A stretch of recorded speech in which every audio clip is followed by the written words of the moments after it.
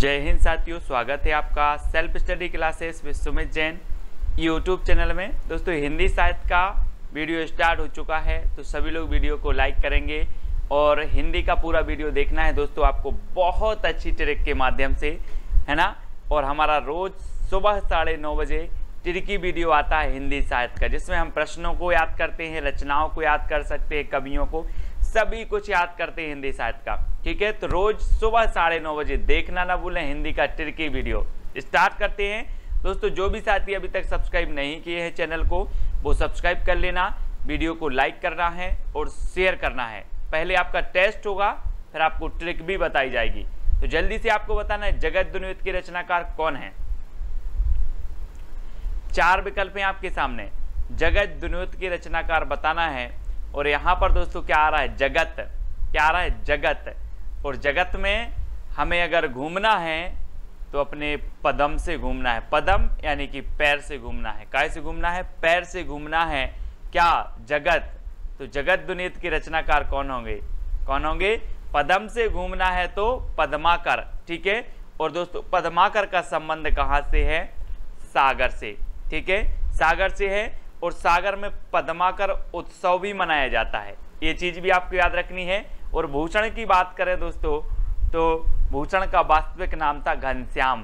क्या नाम था, घनश्याम, है ना।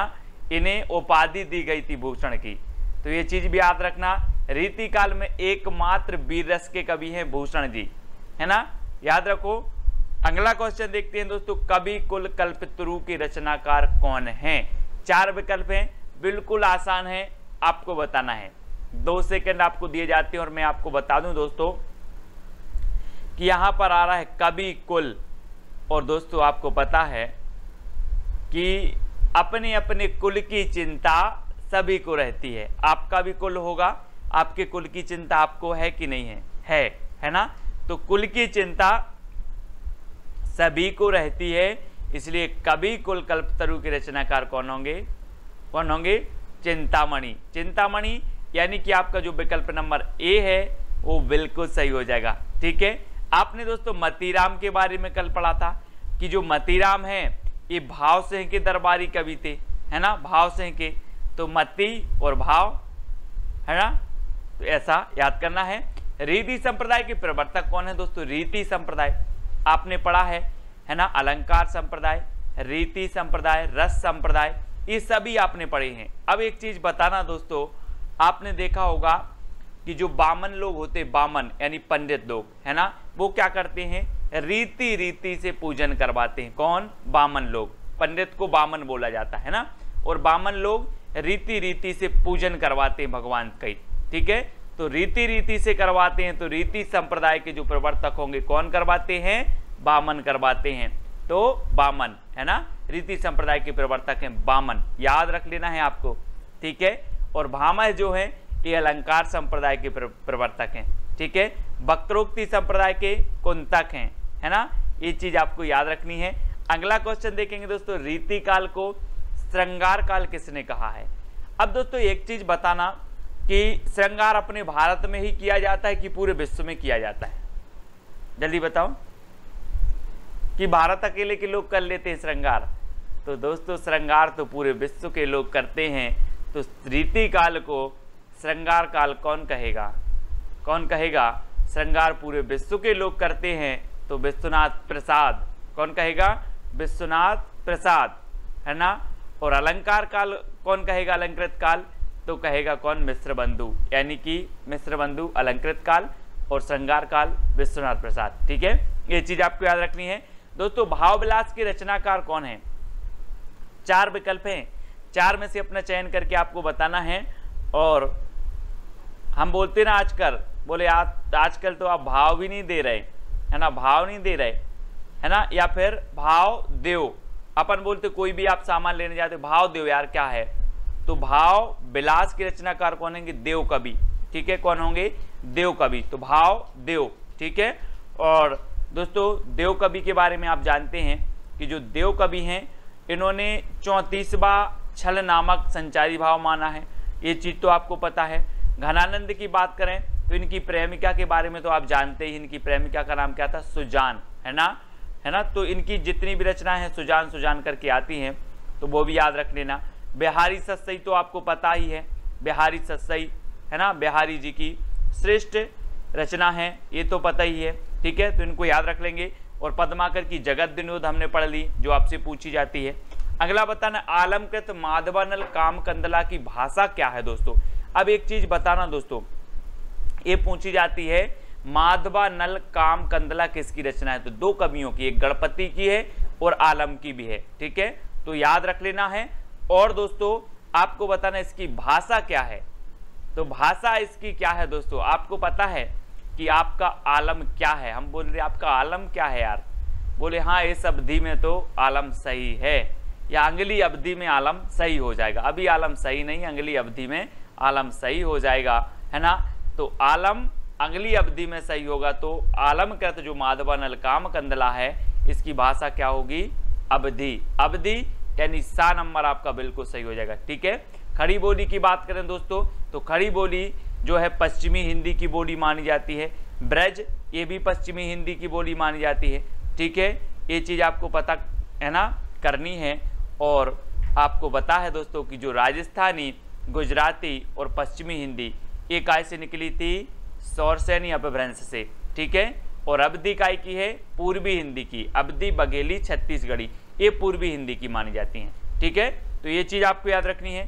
फिर आपको बताना, जैसे कंता घर रहे तैसे रहे विदेश, ये पंक्ति किसकी है दोस्तों, प्रेमघन की, भारतेंदु की, राधा कृष्ण की या प्रताप नारायण मिश्र। एक चीज बताना, जैसे घर रहे वैसे विदेश रहे, मतलब व्यक्ति का प्रताप जैसा घर में है वैसा ही विदेश में है, क्या प्रताप।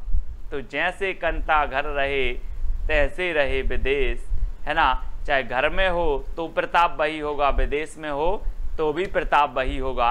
तो प्रताप नारायण मिश्र ये इनकी पंक्ति है, याद रख लेना, जैसे कंता घर रहे तैसे रहे विदेश, प्रताप नारायण मिश्र, ठीक है। अगला बताना है दोस्तों आपको, हिंदी साहित्य में महाप्राण शब्द किसके लिए प्रयोग किया जाता है। चार विकल्प हैं दोस्तों, बहुत ही बढ़िया है ना। और आपको पता है क्रांतिकारी कवि भी इन्हें कहा जाता है ना। और छंद मुक्त रचना इनकी एक जूही की कली है, ठीक है। और सबसे ज्यादा विरोध हुआ तो वो इन्हीं का हुआ है।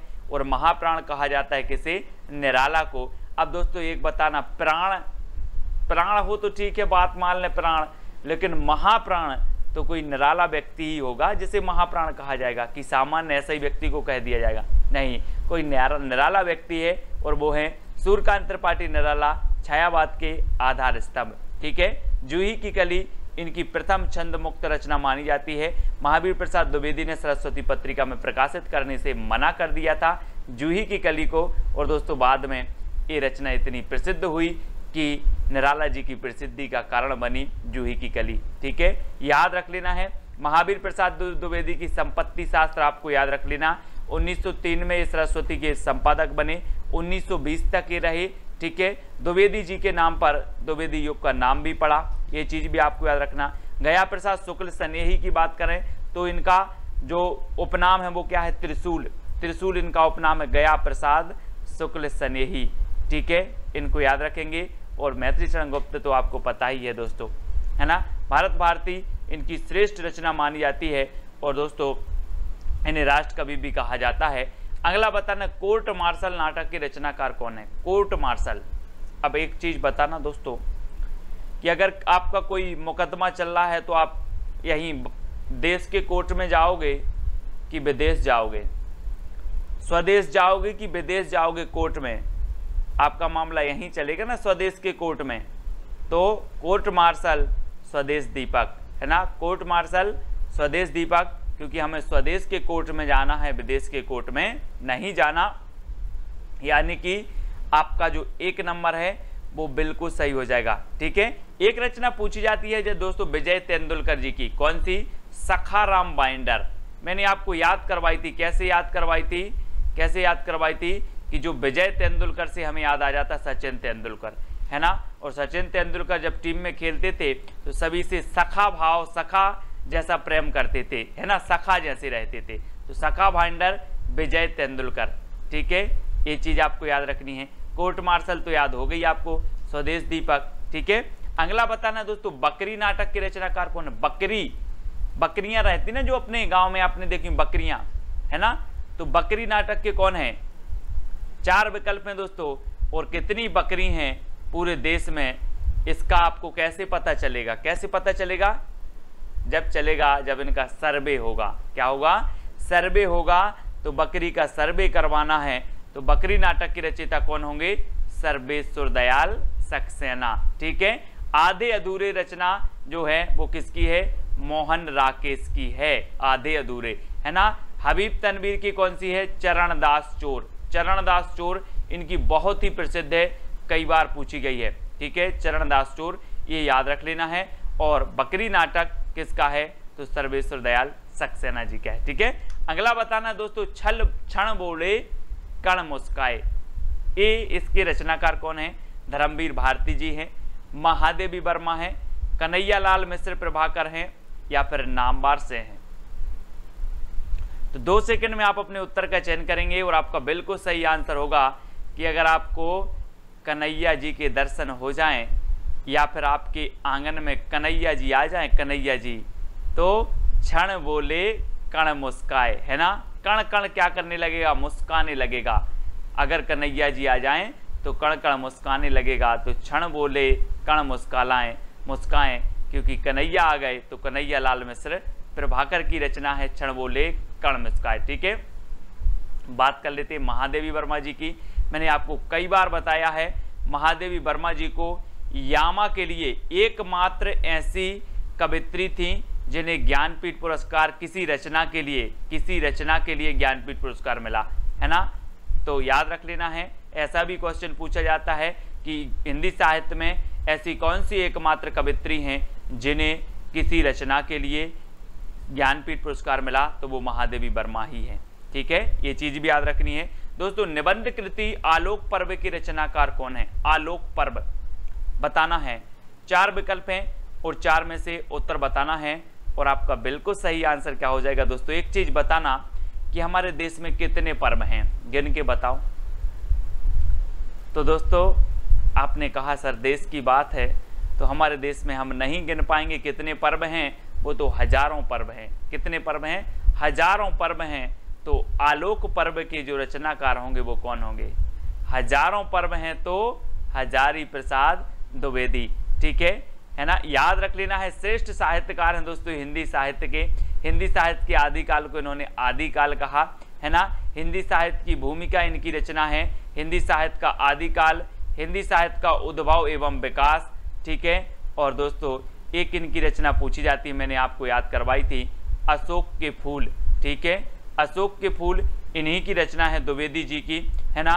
और आलोक पर्व भी है। इनका हजारी नाम है, मतलब 1000 से आपको याद रख लेना है, ठीक है। 1000 से इनकी बहुत सारी रचनाएं याद हो जाती हैं, जैसे आलोक पर्व हमारे देश में 1000 हैं, तो हजारी प्रसाद द्विवेदी। अशोक के फूल, तो अशोक के फूल, भाई अशोक का फूल है तो अशोक में एक फूल तो फूलेगा नहीं, हजारों फूल फूलेंगे, तो अशोक के फूल हजारी प्रसाद द्विवेदी, ठीक है। इस प्रकार से हम याद रखते हैं, है ना। अगला आपको बताना है दोस्तों, आधुनिक हिंदी साहित्य की सर्वाधिक लोकप्रिय विधा कौन सी है? सर्वाधिक लोकप्रिय विधा बताना है ना। विभिन्न प्रकार की काव्य विधाएं होती हैं दोस्तों, कहानी विधा है, उपन्यास विधा है, नाटक विधा है, कविता विधा है, कुछ मुख्य विधाएं होती हैं, कुछ गौण विधा होती हैं, है ना। लेकिन यहाँ पर आपको बताना है कि जो सर्वाधिक प्रसिद्ध विधा है वो कौन सी है। तो याद रखना वो कौन सी विधा है? कहानी विधा। कौन सी है? कहानी। आप किसी को भी कहानी सुनाओ वो मंत्र मुग्ध हो जाता है ना। तो हिंदी साहित्य की सबसे प्रसिद्ध जो विधा मानी जाती है वो कहानी विधा मानी जाती है। और अगला क्वेश्चन आपको बताना है, प्रेमचंद का वास्तविक नाम क्या था? कल हमने प्रेमचंद के बारे में पढ़ा था दोस्तों कि इनके उपन्यास हैं सेवा सदन, कर्म भूमि, गबन, निर्मला, है ना, गोदान, इस सारी की सारी इनकी रचना है। और इनका एक जो रचना है, एक कौन सा? मंगलसूत्र। मंगलसूत्र इनका अधूरा उपन्यास माना जाता है, अधूरा उपन्यास मंगलसूत्र प्रेमचंद जी का। और दोस्तों इनका जो वास्तविक नाम था वो क्या था? क्या था? प्रेमचंद जी ने कहा कि धन का मुझे क्या करना है, धन का मुझे क्या करना है, मुझे तो प्रेम मिलता रहे। तो धनपत राय इनका नाम था। क्या नाम था? इनका वास्तविक नाम था धनपत राय, है ना। और जब इनकी सोजे वतन अंग्रेजी सरकार द्वारा जब्त हो गई तो फिर दोस्तों एक किस नाम से लिखने लगे थे, नवाब राय नाम से, है ना, नवाब राय। तो ये चीज भी आपको याद रखनी है, नवाब राय, है ना, नवाब राय नाम से ये लिखते थे, लेकिन जब इनकी वो सोजे वतन जब्त हो गई थी तो ये प्रेमचंद नाम से लिखने लगे थे ना। दया प्रकाश नारायण द्वारा ये नाम दिया गया था प्रेमचंद, ऐसा है, ठीक है, तो याद रखना है। अगला बताना, मनोविश्लेषणवादी कहानीकार हैं तो कौन है। ये क्वेश्चन हमेशा पूछा जाता है दोस्तों, मनोविश्लेषणवादी कहानीकार बताना है। तो एक चीज बताना दोस्तों कि आपने देखा होगा, कहा क्या देखा होगा, इस संसार के बहुत सारे लोग क्या करते हैं, जोश में आ जाते हैं। कैसे आ जाते हैं, जोश में आ जाते हैं। बोले ये जिस संसार के जितने लोग जोश में आते हैं उनका मनोविश्लेषण करो, क्यों आते हैं ये जोश में, क्यों आते हैं ये जोश में, इनका मनोविश्लेषण करो। तो ईलाचंद्र जोशी, ईलाचंद्र जोशी ये मनोविश्लेषणवादी कवि माने जाते हैं, कहानीकार माने जाते हैं, यानी कि जो आ नंबर है वो आपका बिल्कुल सही हो जाएगा, ठीक है, ये चीज आपको याद रखनी है।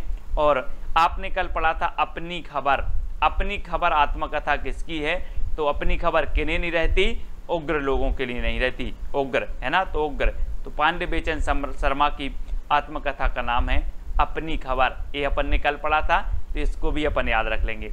अगला बताना दोस्तों, पीली छतरी वाली लड़की, ये आपको बतानी है। तो कल अपन ने पढ़ा था पीली आंधी, कल अपन ने क्या पढ़ लिया था, पीली आंधी। और पीली आंधी कहां पर आती है, खेतन में आती है, खेतन में, है ना, खेतन में। तो प्रभा खेतान, प्रभा खेतान की पीली आंधी पढ़ ली थी। अब पीली छतरी वाली लड़की के रचनाकार बताना है। अब एक चीज बताना दोस्तों कि पीली छतरी वाली लड़की, और जब दोस्तों सूर्य का उदय होता है, सूर्य का क्या होता है, उदय होता है, तो आपको नहीं लगता है ऐसा कि जैसे पीला पीला दिख रहा हो, है ना, जैसे पीली एक छतरी निकल रही हो, पीली पीली छतरी निकल रही हो, है ना। तो पीली छतरी वाली लड़की का क्या हो रहा है, उदय हो रहा है, तो उदय प्रकाश, ठीक है, उदय प्रकाश याद रख लेना, उदय प्रकाश, पीली छतरी वाली लड़की, इसके रचनाकार हैं उदय प्रकाश, ठीक है, बी नंबर आपका बिल्कुल सही हो जाएगा, है ना। और कवियों का कवि कहा जाता है दोस्तों शमशेर बहादुर को, कैसे, शमशेर बहादुर को कहा जाता है कवियों का कवि, है ना, याद रख लेना। और कैन का कवि कहा जाता है केदारनाथ अग्रवाल को, केदारनाथ अग्रवाल को, ठीक है, ये चीज भी याद रखनी है। और शमशेर बहादुर को कवियों का कवि कहा जाता है। अगला बताना, शैतान मंडली की रचनाकार कौन है, शैतान मंडली। अब आपको बताना है दोस्तों कि जो शैतान मंडली रहती है, अगर इनको रोका जाए तो ये बेचैन रहते हैं शैतानी करने के लिए, बहुत बेचैन रहती हैं। शैतान मंडली शैतानी करने के लिए क्या रहती है, बेचैन रहती है।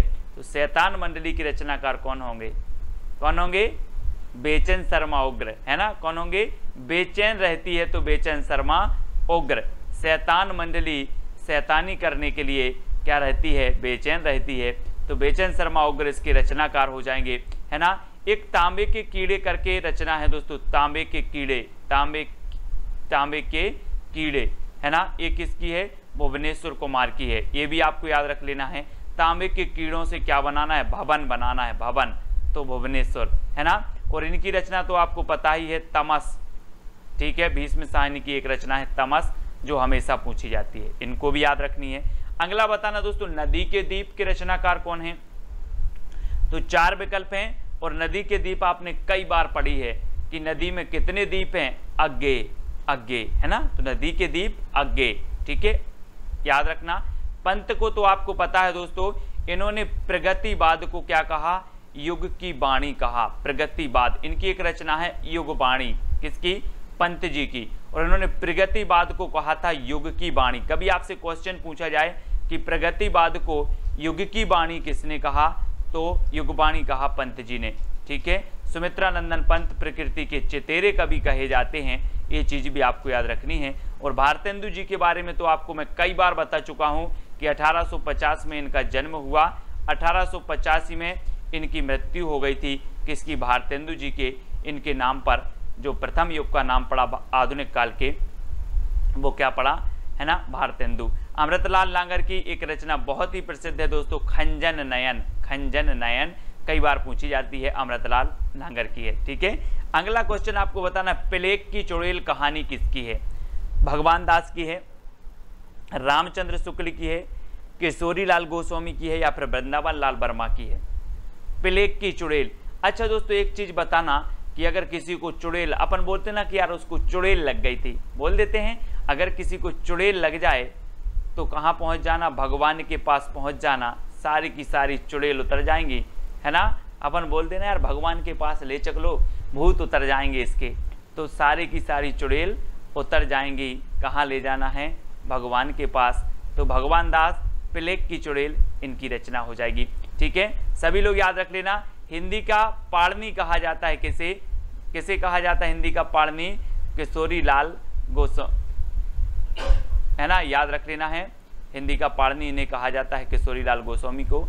और वृंदावन लाल वर्मा की एक रचना है दोस्तों, मृगनयनी। ठीक है, मृगनयनी याद रखना है। ठीक है, इनकी रचना मृगनयनी है और ऐतिहासिक उपन्यासकार माने जाते हैं कौन? वृंदावन लाल वर्मा। ठीक है, याद रखना है, सभी लोग याद रखेंगे। और अगला क्वेश्चन बताना है, उदंत मार्तंड के संपादक कौन थे? दोस्तों आपको पता है कि हिंदी का जो प्रथम समाचार पत्र था वो कौन था? उदंत मार्तंड था। ठीक है, और ये कब प्रकाशित हुआ? तो ये प्रकाशित हुआ 1826 में। ठीक है, कहाँ से प्रकाशित हुआ? तो ये हुआ कलकत्ता से। कहाँ से प्रकाशित हुआ? कलकत्ता से। ठीक है, और ये कैसा था? तो ये साप्ताहिक था, याद रख लेना, ये साप्ताहिक था, ये याद रखना। अगर आपसे पूछा जाए हिंदी का प्रथम साप्ताहिक समाचार पत्र कौन था, तो आप बताना उदंत मार्तंड। हिंदी का प्रथम समाचार पत्र कौन था, तो आप बताना उदंत मार्तंड। ठीक है, इसके संपादक कौन थे? तो जुगल किशोर थे। ठीक है, क्योंकि किशोर लोग क्या करते हैं? उदंत करते हैं, उदंड, है ना, उदंड होते हैं। किशोर लोग कैसे होते हैं? उदंड। तो उदंत मार्तंड के जो संपादक थे वो कौन थे? जुगल किशोर। ये चीज 1826 में आपकी एक क्या निकली? उदंत मार्तंड निकला। फिर दोस्तों एक पत्रिका निकली थी, कौन सी? बंगदूत। आपको पता होगा बंगदूत। कहाँ से बंगदूत निकली थी? कब निकली थी ये? 1829 में निकली थी बंगदूत। फिर हिंदी का प्रथम दैनिक समाचार पत्र कौन सा था? समाचार सुधावर्षण। कौन सा था? समाचार सुधावर्षण। ठीक है, कब निकला ये? 1854 में। 1854 में, है ना, याद रख लेना। और 1855 में दोस्तों एक निकला था प्रजा हितैषी। कौन सा निकला था? प्रजा हितैषी। ठीक है, ये किसका था? 1855 में इसके संपादक कौन थे? राजा लक्ष्मण सेन, है ना। श्याम सुंदर सेन ने कौन सा निकाला? इनका निकाला समाचार सुधावर्षण, हिंदी का प्रथम दैनिक समाचार पत्र 1854 में। ठीक है, बंगदूत पत्रिका राजाराम मोहन राय ने 1829 में, जुगल किशोर ने 1826 में जो है उदंत मार्तंड ये संपादक बने, है ना, और ये साप्ताहिक था। तो ये सारे के सारे आपको याद रख लेना है, ये भी आपके समाचार पत्र भी पूछ लिए जाते। ठीक है, अब दोस्तों आपकी चैलेंज की बारी है। आपको 4 विकल्प दिए जाते हैं, 4 में से एक का चयन करना है ना। आपको बताना है क्या भूलूं क्या याद करूं, किस विधा की रचना है। ठीक है, ये आपका चैलेंज प्रश्न है। सभी लोग कमेंट में लिखेंगे और इसके बारे में और भी लिखेंगे दोस्तों कि ये किसकी रचना है ना, और ये आत्मकथा है, जीवनी है, क्या है, ये चीज आपको बतानी है।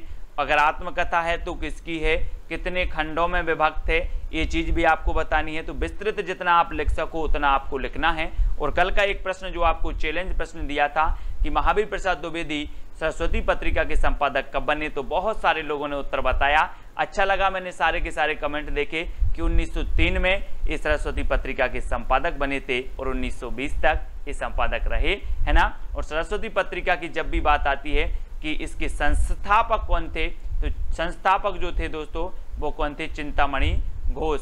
ठीक है, प्रथम संपादक कौन के? श्याम सुंदर थे। और 1900 ईस्वी में प्रकाशित हुई थी कौन सी? सरस्वती पत्रिका।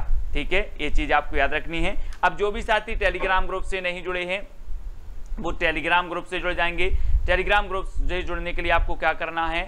सर्च करना है IAS स्टडी ट्रैक और ज्वाइन हो जाना है। और साथ ही दोस्तों व्हाट्सअप ग्रुप है अपना हिंदी साहित्य का, उसमें जुड़ने के लिए आपको क्या करना है? 9098609291 इस पर आपको क्या करना है दोस्तों? मैसेज करना है आपको हिंदी साहित्य ग्रुप की लिंक मिल जाएगी, तो आप ज्वाइन हो जाना। ठीक है, सभी लोग वीडियो को लाइक करेंगे। वीडियो कैसा लगा कमेंट के माध्यम से आपको जरूर बताना है, 2 लाइन आपकी मोटिवेट की रहेंगी। ठीक है, वीडियो को लाइक करके शेयर अवश्य करें। आज के वीडियो के लिए बस इतना ही। जय हिंद।